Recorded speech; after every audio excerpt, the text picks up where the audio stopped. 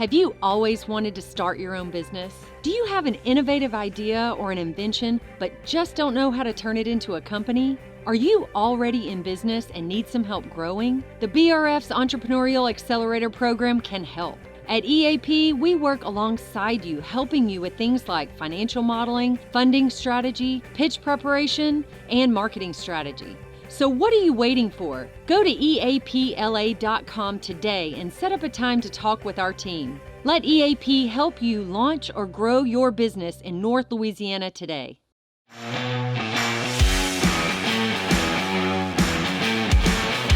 Welcome back to On the Cusp, and back with me is my co-host Matt Snyder. And Matt, introduce our guest today. I'm really happy to have a lifelong friend of mine, Mr. Pat Booras, come in and visit with us.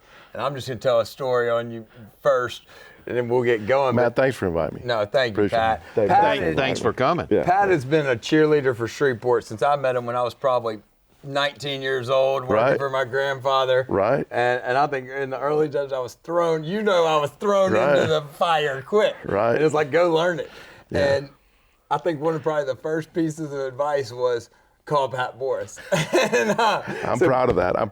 And hopefully I can deliver something. You always do. And so I would call him. Pat would book music, sometimes for my business, sometimes for my house when I was college type age. Right. And we had a lot of good time. But Pat's been in the mix of making Shreveport Bossier better forever. Right. For definitely my whole adult life. And now as the owner and a big part of bringing the Shreveport Mavericks here. Mm-hmm. And man, we have 24 investors, and I'm one of the participating owners, and we'll talk a lot about that. And Matt, I can't thank y'all enough for inviting me here. And the mission statement of what I do is I just wake up every day and say, what can I do to bring talented people together? And certainly I want to be in the middle of it if it's a business situation. And I can honestly say I've never stopped a deal from happening. I think you and I can vouch for that, because there's a lot of times in those days when I had very little money and we both knew, I was like, Pat, can you help? And you never told me no ever. And what I admire about you the most is you are a level head in the madness of Shreveport things at times to me. I love and I watch your social media pretty closely. And you know how it is. And sometimes when you're in the muck and you're in the fight and you're whatever, I look for people that I look up to and that I've known a long time for their opinion. And I told you this before, but I really appreciated some of your public comments about my crawfest and different things. And I just see you as a guy that's always working for the good, and also a guy that kind of will shoot it straight. Mm-hmm. And man, you and I know Shreveport needs more of that. Absolutely. And I mean, you took a risk on the Mavericks. Talk to us about the Mavericks. What led to that? Well, it's 2020. The COVID pandemic is happening. And, as y'all remember, 4+ years before that, a G League team was offered to Shreveport and the deal didn't happen. And so without getting into the specifics of that, not that I know the inner workings of it, but when I was approached, I got a phone call, and I was approached about the TBL, and I researched it, and I realized it's the third best pro basketball league in North America. And so I said, well, there's the NBA, the G League, and the TBL. And so there were 33 teams in the league, and in my mind, I said, well, the NBA's got 30 some odd teams. They're going to cap this at 36. There's 33 in here right now. And, we got to go as soon as we can go, as soon as we can make it happen. We got to go to put Shreveport Region's name up in lights. And of course, the other positive thing, the reason that we did it was because there were teams in Dallas and Houston and Little Rock. And so, right in the middle of that, exactly, easy to get to. Exactly. And y'all know this. I mean, I just got tired of people saying Shreveport Region can't do what it used to do. Right. And I said the only way we're going to prove that Shreveport Region can do what it needs to do and reach its potential is put our name up there. What better way to do it than put our name up there on a scoreboard And you did that in 22. We both pride ourselves on being guys that like get bothered when people say Shreveport Bossier can't do it. Right. And you're one of the few guys I know that bothers just as much as it does me. Yeah, let me say this. If somebody doesn't attack me at least once a day, then I'm not working hard enough. Wow. At least you got thick skin and you can take it. Well, I'm 61 now, y'all, and so it was a lot easier when I was younger. But I don't want to overplay that. Look, we have a great city and region, and it was a big risk. And when we're down there in late December 2020, and there's a pandemic going on, and the world economy is still virtually, for the most part, shut down. And the question was, well, are we going or not? And we made the announcement, the league made the announcement on December 30th, 2020. And if anybody wants to go research that, I mean, the choice was either, don't throw the ball to first base to try to make a great play to get your team out of the inning to have a chance to win the game in the bottom of the ninth inning. If you hold the ball, you're another run down. Okay, if we hold the ball and we don't jump in, what happens if they bring 3 more teams in and they do cap it at 36? Yeah. And then the opportunity's not there. You missed the opportunity. Okay, so how many seasons have you ran? 3. 3 seasons. 3. And every season people have come at us and said, oh, don't sponsor them, don't get involved with them, they're not going to make it. And that's hurt us. Yeah. I mean, it's hurt us. But you're here. But yeah, we're standing. We're standing. It's amazing and we can to make me it. But, why and I don't know that it's a Shreveport problem. Why people we hear it all the choose time. to A sports fight team it. can't make it in Shreveport. Well, here's how. And we disagree. Right. And here's how everything can make it here. What y'all do: bring some companies here that have value, that create jobs, that employ people, salaried people, jobs, careers, or hourly people, or trade people. I mean, everybody's not, as we know, everybody's not made for college, but everybody has talent. God gave everybody a talent on different levels. And so whether you're a college graduate, whether you're a high school graduate, whether you go to trade school, and we can talk about, the Shreveport Mavericks Foundation that we've got underway, the mission statement of that is early childhood education and appetite for learning. So we're going to do a lot more than just, we've won 66 games in 3 years. Won a TBL national championship. I mean, the Dallas team that have participated in the league, they've beaten us 1 time in 12 games. Now, granted, TBL basketball is not a high priority in the Dallas region because they got the Dallas NBA team. Okay, but the point is, their organization there, whatever resources that they have, they want to. I mean, everybody wants to win. Right. Yeah, I want to talk about something that I think is really interesting about the Mavericks. Mm-hmm. You're playing games in the Gold Dome. Right. And I think that's so important if we use the things we do have that are cool. The Gold Dome is awesome. But it's fabulous. 2,200 seats. It's got history of 53 years now. Sitting there, he's done a great job over the years. It looked brand new on the inside. It really, I was in there not long ago, and it really is a great facility that is way underutilized. Right.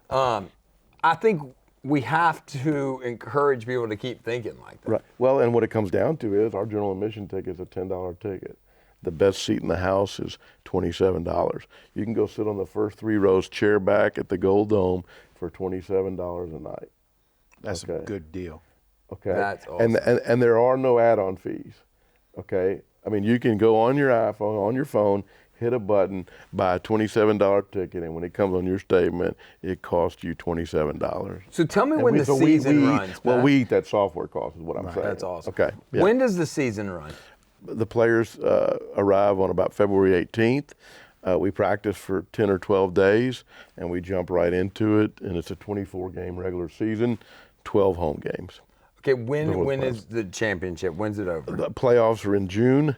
Okay. Survive as long as you can. Awesome. It's 5 rounds of playoffs, and amazingly, and nobody could have ever dreamed this. In 3 years, in the first year, we were the 3rd best team in the league at 17-7. Houston beat us up that first year because they were awesome. They had a guy named Stevie Francis, who I saw the other day is rated the 12th best point guard all time in NBA history. He was the owner of the Houston franchise at the time, and we couldn't handle him. I mean, they beat us 101-98 in the Dome in the first round of the playoffs. We had a three-pointer in the air at the buzzer that didn't go that would have tied it, and we could have made some free throws and won that game. And of course, they're saying we made 2 or 3 plays that we could have made and it wouldn't have been that close. Right. And then we went to Houston the next day and they beat us up pretty good and the season was over. So that's the first year. So we're 17. In pro ball, you only really are supposed to mention your regular season record because, so we're 17-7, but we went 0-2 in the playoffs. But we were the third best team in the league because the first year, because of the pandemic, there were 29 teams participating. Virtually none of the teams on the West Coast, a couple, but not many, only 2 out of 10 or 12 teams played on the West Coast that first year that we were in, okay? Right. So we were the third best team in the league. So hold on, I want to ask, because I want to get to the and we'll business, get into year 2 where and 3. do your players come from? All over the world. So these are this is not rec basketball. This is pro basketball guys, six guys from this league, not our team, 6 guys from this league have gone basically directly from this league to the G League or straight to the NBA in 2 years, and we'll see how many more, if it's How one or 2 more. long has this league been around? We just finished its 6th year. Awesome.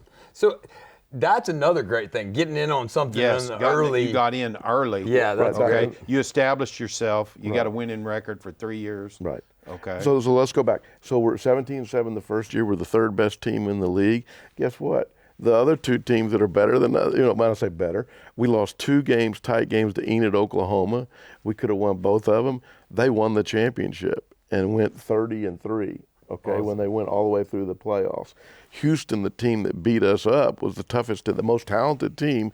That they let the last regular season game slip away from them at Wichita, cost them the number 1 seed. When they got in the playoffs in the round after Houston beat us, Enid goes to Houston in game 1 and loses by 20. Oh my God. Everybody's thinking, well, Houston's still got the best team, even though they're not the number 1 seed, and so they're going to go to Enid and win a game. Well, they played poorly both of the games, and Enid beat them. So Enid won that championship. And the guy that led that Enid team left there and went to Turkey. And from Enid, he's making the best player in the league. He's making $4,500, $5,000 a month at Enid during the season. He goes there to Turkey and makes over $200,000 a year.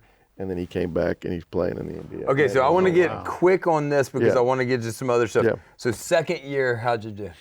Well, second year, is that when you won it? Yeah, 27-8. Yep. 27-8 and won it. Yeah, 20, and we won 17 in the regular season the first year, 19-5 in the regular season the second year, 12 deep with an extra man on the inactive roster.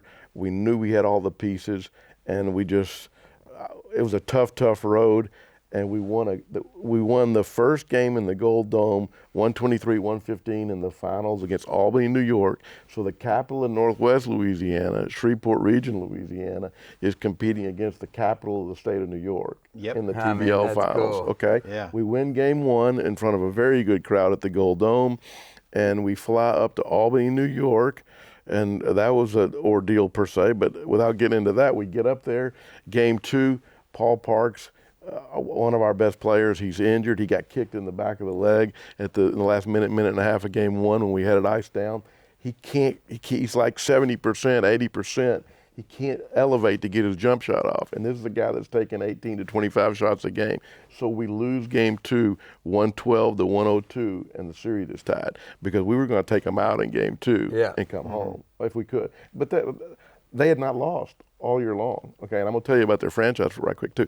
We go to game 3, and let me see if I can recall this. We're down 59-56 at the half, and a hell of a half. It's 90-90 at the end of the third quarter. We had them 90-85 in the last stages of the third quarter, and they made a couple of good plays, and we didn't finish some plays, and it was tied again. It's tied at 120 at the end of regulation. And we're down 2 in the last 10 seconds of the game, and Paul Parks is going to try to take a winning 3 to win the thing. We're going to either win the thing or not win the thing on the last play and get the heck out of town, one way or the other. And I said, and the best players got the ball in his hands. Well, anyway, long story short, things get jumbled up a little bit.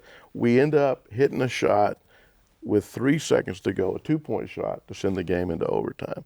And we outscored them 17-12 in the overtime. A great play from Paul Harrison, our center, Paul Parks, Ty Jordan. I mean, we had Josh Montgomery, a guy that who was our 8th or 9th player. When you look at it, 3rd, 4th guy off the bench, he has a great game with 18 points, plays great defense, and it's one of the most, unbelievable Game 3 finals in pro basketball history in any league. I mean, it's got to be in the. If you took Game 7s in the NBA or whatever number of games you play in the G League or the TBL or anywhere in Europe, and you said this is a game that's going to decide a championship, you could take all the games ever played in basketball, probably in the top 10 and damn sure in the top 15. Oh, that's impressive. Okay. Right. Okay, so I want to get to the business part of this a little bit. Yeah. Okay, so you're doing it with the basketball league. Mm-hmm. You've been a proponent for local music forever. Mm-hmm. Tell me some things that make doing business and bringing new ideas to Shreveport Bossier hard, and tell me some of the benefits of doing these kind of projects in Shreveport Bossier. The benefits of our region are that once you prove to people that you've got an excellent product, a great product, and it has value, then you're going to have a customer for longer, I believe, here than you might have somewhere else. Because, but that all depends, as we know, everything depends on competition. Right. Right? Competition, price, what you can produce, this, that, and the other thing. So, what we hear all the time. I mean, Shreveport is a big country town, okay? Yeah. I tell people all the time, Right. It's the biggest little town you're ever going to live in. Right. And what all I've tried to accomplish in 40 years worth of work, and really in the last 20, is just the mentality of let's send Dave and Matt to the plate with people on base and try to knock some runs in. Yeah. Okay? Yeah, that's key for us. Yeah, that's the whole deal, okay? If I'm the manager of a team and I send Dave and Matt to the plate and say, look, we're 3 runs down, try to draw a walk. It's not going to work. Yeah. We're not going to get there that way. Now we got to get some people on. You got to play smart. You got to draw walks or whatever. But you can't tell the most talented people no all the time. Yeah. Can't drive the car with part of your foot on the brake. And So is that our problem? Is that our problem? Is that a problem that happens a lot?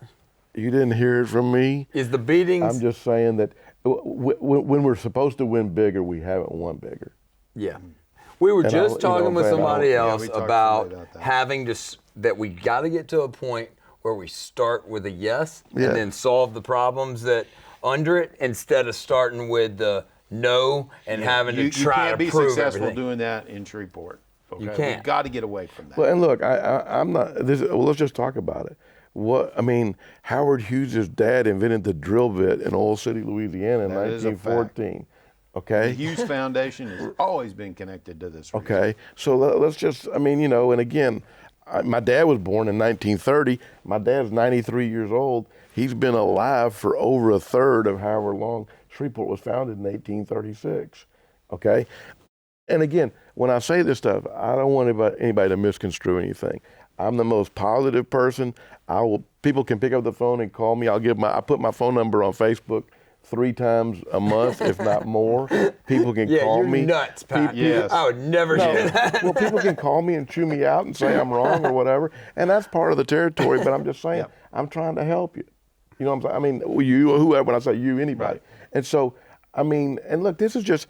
And the answer to Howard Hughes' dad in 1914 or so was from the Shreveport banks and the region banks, we've loaned you too much money already. We're not going to loan you any more money.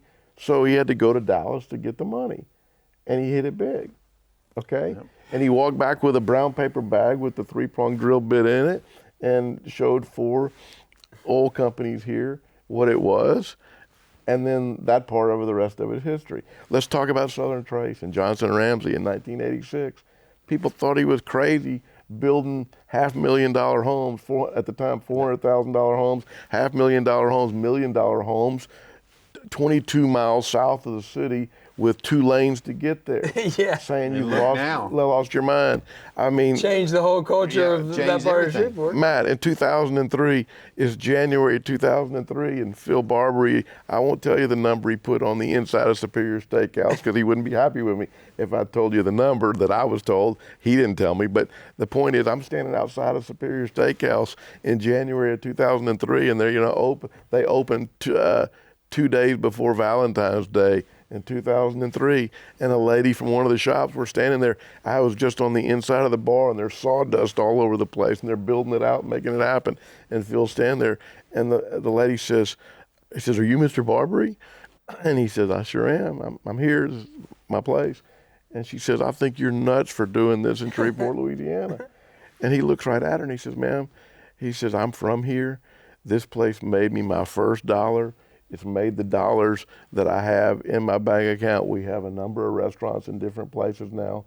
They've got 8, 9 restaurants. 8, 9. He's like, him and Bob Kirchhoff are the 2nd, 3rd, 4th biggest private restaurateurs in Louisiana for the last 10, 15 years. Okay? But there's a lady in Shreveport, Louisiana that says, "I can't believe you would put this kind of millions of dollars into a place in Shreveport." And he looks right at her and says, "Ma'am, if I lose everything I own because this doesn't work, I'm okay with it because I did the best I could, and this city's been good to me." Okay? That's key, and we appreciate We it. have got to get to the point, and I'm going to say this, and we'll kind of get to a wrapping, but we've got to, you don't have to agree with the things I do or Pat does, Yeah. but the fighting against people that are trying to make Shreveport better, for whatever reason you're fighting, it's got to stop. We have to start cheerleading for each other, whether we're in the deal, whether we're not. Here's what we're saying.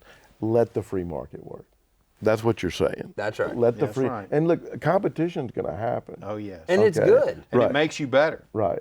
It'll make you better. As long as competition happens and the free market works, then everything else will settle where it needs to be settled. Okay? Definitely. But we cannot operate where 8 people decide, are we going to let this come here or not? That's right. Yes. That's right. And that's a great point to end on, Pat. Can I Thanks say for one coming. more thing about my basketball yeah, team? yeah. Robbie Buell's been named the CEO of our basketball team. Anybody can call me anytime at 318-423-3918, and I'm going to send you to Robbie Buell. He's got great talent. He's 44 years old. He's a nice guy. I've known him a long He's time. got energy, and we're going to fill the Gold Dome up. We're going to make the Shreveport Region Mavericks what it can be. So the region name is up on a scoreboard with whoever we're playing, and when you see that score, whether we win, lose, or draw, just know we're competing to the best of our ability, and we're doing it trying to bring more business to this region. Keep us in the loop. Keep it- We'll yeah, share it definitely. out, and we'll We'll help share you it. pack those Happy to- stands. Thank you, man. Thank you, Pat. Thank you, Appreciate Pat. you. Thank you. Appreciate it. Yeah.